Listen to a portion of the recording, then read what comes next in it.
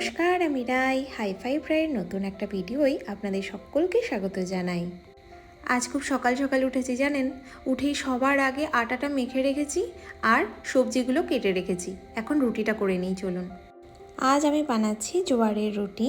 আমি এর আটাটা অন্তত 2-3 ঘন্টা আগে মেখে গরম জলে রেস্টে রেখে দিই, তাতে রুটিটাও যেমন নরম হয় আবার খেয়ে হজম করাটাও সহজ হয়।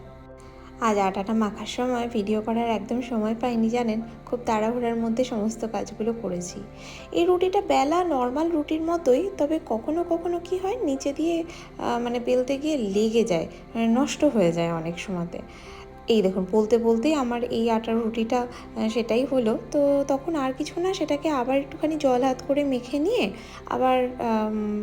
আবার মাখি, আবার বানাই, তখন আবার ঠিকঠাকই হয়ে যায়। বরং একটু ভালোই হলো এই রুটিটা অন্য রুটিগুলোর থেকে। আমার এদিকে সমস্ত রুটিগুলো বেলা হয়ে গেছে। এখনই এটা পরিষ্কার করে নেবো, নাহলে এই যে আটার গুঁড়োগুলো পড়ে থাকে না, পরে আর করতে অসুবিধাই হয় একটু। এদিকে আমার পাঁচমিশালি সবজিটা আগেই বসিয়ে দিয়েছিলাম, সেটাও হয়ে গেছে। একটু ভাজা মশলা দিয়ে দিলাম উপর থেকে, আর একটু জাস্ট ঘি। আমার তো পাঁচমিশালি সবজি রুটির সাথে বেশ ভালোই লাগে। এবার একে একে চলুন রুটিগুলো সব ভেজে নিই। এই জোয়ারের রুটির অনেক উপকারিতা জানেন। আমাদের আটার রুটি খেলে আমার মতো যাদের অনেকের গ্যাস অম্বলের সমস্যা হয়, তাদের জন্য জোয়ারের রুটিটা বেশ ভালো একটা অপশান, করে দেখতে পারেন। চলুন রুটি করতে করতে আপনাদের জানাই সকাল থেকে আজ এত তাড়াহুড়ার কী কারণ। আসলে কি হয়েছে বলুন তো, এখানে আজকে আমাদের সোসাইটির যে গণেশ ঠাকুরের পুজোটা হয় তার আজকে বিসর্জন। তাই সকাল সকাল উঠে ঘরের কাজ, হাতের কাজ এগুলো সেরে, স্নান সেরে একটু বাপ্পার কাছে লাড্ডু মোদক দিয়ে এসেছি। ইচ্ছা আছে বিসর্জন আজকে দেখতে বেরোবো কর্তামশাইকে সাথে করে। ঠিক করেছি আজ সারাটা দিন আপনাদের সাথে নিয়ে কাটাবো। বাইরে বেশ সুন্দর রোদ উঠেছে দেখুন। আপনারা তো জানেন মা আমাকে ঘি করে পাঠায়, তাই এই ঘিয়ের শিশিটা যতবার ছুঁয়ে দেখি মায়ের ছোঁয়া অনুভব করি জানেন। চলুন বাইরেটা একটু ঘুরে আসি, অনেকদিন পর অনেকটা রোদ উঠেছে। আমার রুটি ভাজা সমস্ত হয়ে গেল। চলুন চারিদিকটা এবার যা যা রুটির আটার গুঁড়ো পড়ে আছে সেগুলো পরিষ্কার করে নিই। তারপরে একটু এই যে শসা আগে থেকে জলে ভিজিয়ে রেখেছিলাম, ফ্রিজ থেকে বড্ড ঠান্ডা হয়ে থাকে তো একটু ভিজিয়ে না রাখলে খাওয়া যায় না জানেন। এবার এই শসাগুলোকে একদম কুচি কুচি করে কেটে নেব, একটু গোলমরিচ, একটু বিট লবণ, ব্যাস। আজকের মেনুতে রয়েছে একটু স্যালাড, রুটি, পাঁচমিশালি সবজি, পনিরের সবজি আর একটু মোদক। একটা বক্স আমাদের জন্য আনিয়েছিলাম। চলুন কর্তামশাইকে ডাকি, এবার আমরা খেয়ে নিই। খাওয়া দাওয়া হয়ে গেছে, এখন এলাম একটু ব্যালকনিতে।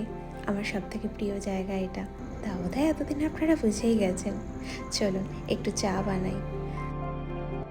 চাটা একটু ভিজুক, ততক্ষণে উঠিয়ে রাখা জামা কাপড়গুলো একে একে ভাঁজ করে নিই। চলুন সাথে একবার একটু জল নিয়েও বসলাম, একটু একটু করে জলটাও খাওয়া হবে। উফ, এক বড় যেন কাজ।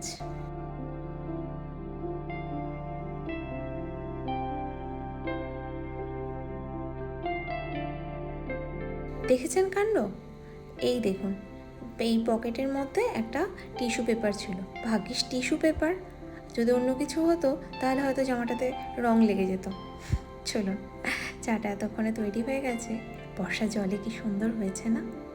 এই দেখুন, এর নিচে না আমি কিছু সমুদ্র থেকে কুড়িয়ে আনা ওই ঝিনুক রেখে দিয়েছি। কেমন লাগছে বলুন তো? আমরা এখন নেমে এলাম নিচে, দেখি সোসাইটির ঠাকুর কখন বিসর্জন হয়। আমরা এখন নিচে একটু হাঁটতে বেরিয়েছি, প্রসাদও পেয়ে গেছি। এটা হচ্ছে অরিজিনাল মোদক, যেটা স্টিম করে বানানো হয় চালের আটা দিয়ে। বিশেষ করুন মন থেকে এত ইচ্ছা করছিল এই মোদকটা খাবার, এর আগের দিনও একটা পেয়েছি, আজও একটা পেয়েছি। জানলাম আমাদের বাপ্পার বিসর্জন হতে প্রায় 7টা থেকে 8টা বাজবে। চলুন লোকালি কিছু ঠাকুর দেখে আসি। আজ চারিদিকে শুধুই ভাসানের বাতির আওয়াজ বাজছে, মনে হচ্ছে যেন আমাদের ওখানকার দুর্গাপুজোর ভাসানের মতোই একটা অনুভূতি, বেশ ভালো লাগছে। এই দেখুন আবির খেলতে খেলতে যে যার বাড়ির বা পাড়ার ঠাকুর নিয়ে বেরিয়েছেন। এখানে গণেশ পুজো বিসর্জনের দিন জানেন আবির খেলা হয়। এটা হলো আমাদের পুরনো থাকার জায়গা। কয়েক মাস আগেও এই জায়গাটাই ছিল আমাদের ঠিকানা। আসলে এই জায়গাটা আরেকটু ইন্টেরিয়ারে, ওর অফিস থেকে অনেকটাই দূর হচ্ছিল, তাই বাসা বদলানো। এত কাছ থেকে এত সুন্দরভাবে ঠাকুর বিসর্জন আমি এর আগে কখনো দেখিনি জানেন। এটা এই সোসাইটির মধ্যেই একটা পুকুর আছে, সেই পুকুরের মধ্যে একের পর এক এনারা বাড়ির যে ঠাকুরগুলো সবাই বিসর্জন দিচ্ছেন, এনারাও নিয়ে যাচ্ছেন একের পর এক।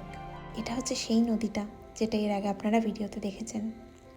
চলে এসেছি আমাদের সোসাইটিতে, এখন এখানে ঠাকুর বের করা হচ্ছে, তার সাথে ব্যান্ড পার্টি, নাচ গান হই হুল্লোড় করতে করতে বাপ্পার সাথে যাওয়া হবে। চলুন এই ভিড়ে আমরাও একটু সামিল হই। আজকে তবে এখানেই শেষ করি, দেখা হবে নতুন একটা ভিডিওতে।